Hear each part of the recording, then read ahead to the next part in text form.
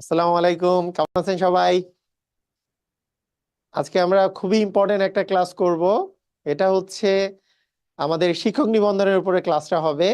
এবং শিক্ষক নিবন্ধনের আমার যে বইটা আছে, এমপিবিএন শিক্ষক নিবন্ধন, সাজেশনস, প্রশ্ন ব্যাংক এবং মডেল টেস্ট, এই বইটা থেকে আমরা আজকে ক্লাস করব।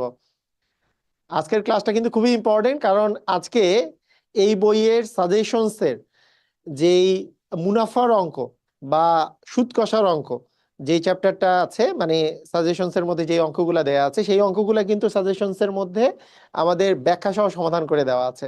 তো আসেন আমরা স্টার্ট করি। এবং এই যে কোশ্চেন গুলো, এইটা স্কুল টু এবং কলেজ পর্যায়ে সবার জন্য যেমন প্রযোজ্য, অন্যান্য চাকরির যারা স্টুডেন্ট আছে তারাও এই এই বইটা এর থেকে সলভ করে ফেলতে পারেন। তো দেখেন, প্রথমে প্রথমেই আমরা যদি দেখি কোন কোশ্চেনটা আমরা এখানে দেখতেছি।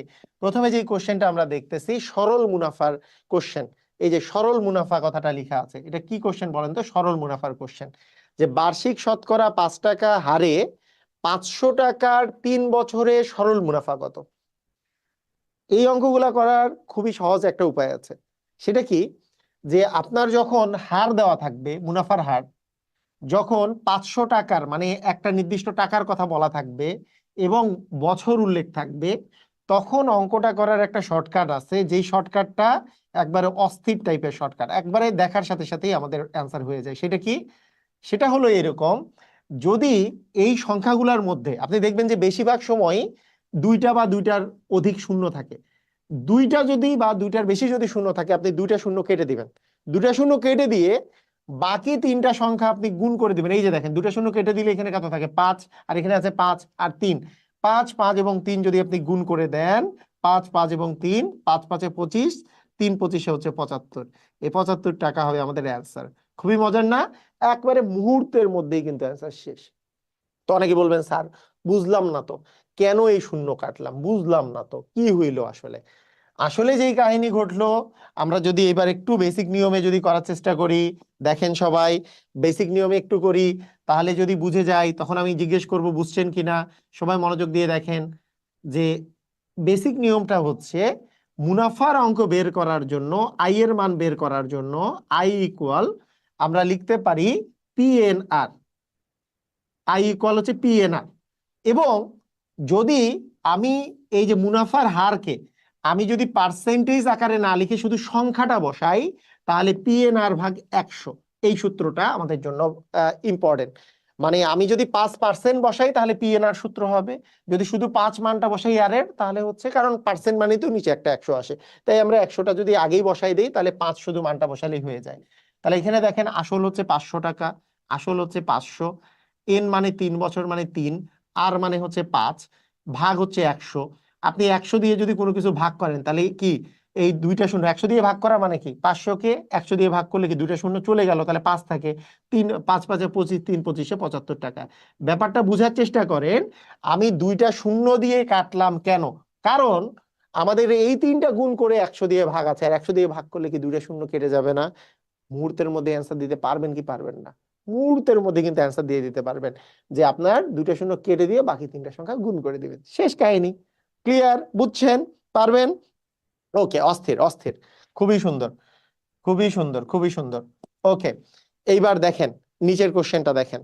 এবার এই যে এর পরের যে কোশ্চেনটা আছে সেটা দেখেন, যে শতকরা বার্ষিক 12 টাকা হারে 600 টাকার 6 বছরের মুনাফা কত? তাহলে আপনি কি করবেন বলেন দেখি? আপনি জাস্ট কি দুইটা শূন্য কেটে দিয়ে তারপরে গুণ করে দিবেন না? হ্যাঁ, তাহলে কি হবে? 12কে 6 দিয়ে গুণ করে 6 12 72, 72কে 6 দিয়ে গুণ করলে বলেন তো আমাদের কত আসবে? 72 গুণন হচ্ছে 6।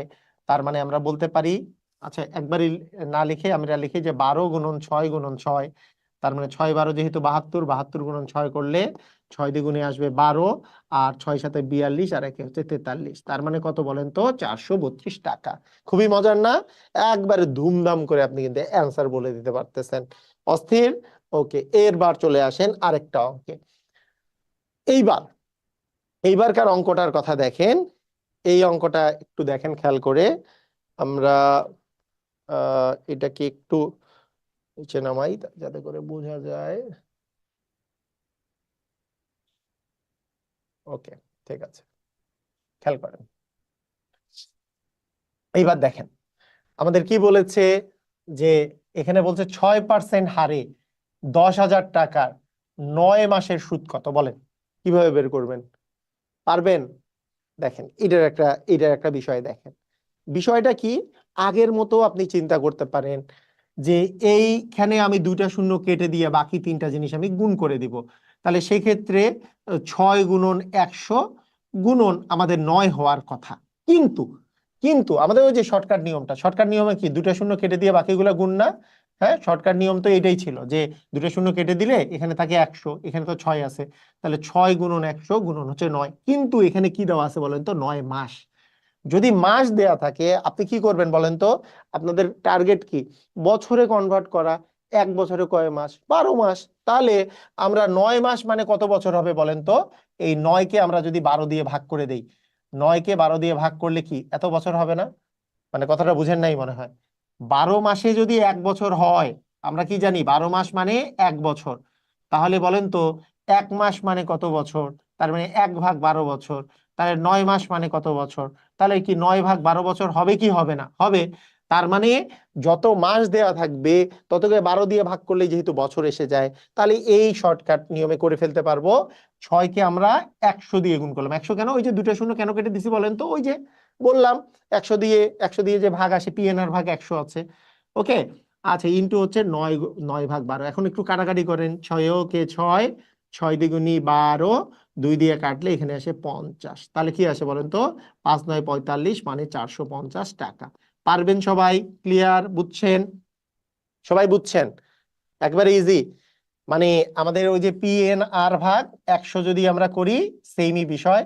পি মানে আমাদের হচ্ছে 1-এর পরে 4টা শূন্য আসতেছে, এইটার সাথে 2টা শূন্য কেটে দিলে ওই যে, আর এইটা পি এর মান। এন এর মান তো হচ্ছে 9 মাসকে 9/12, আর এর মান তো 6/100। ক্লিয়ার? বুঝেছি। পিএনআর ভাগ 100 করলেও সেম। সবাই ক্লিয়ার? বুঝতে পারলে ক্লিয়ার কথাটা লেখেন। সবাই বুঝছেন? ইজি? পারবেন তো? কোনো প্যারা নাই। এই টাইপের কোশ্চেন কিন্তু চলে আসবে আপনাদের। বুঝছেন? আচ্ছা।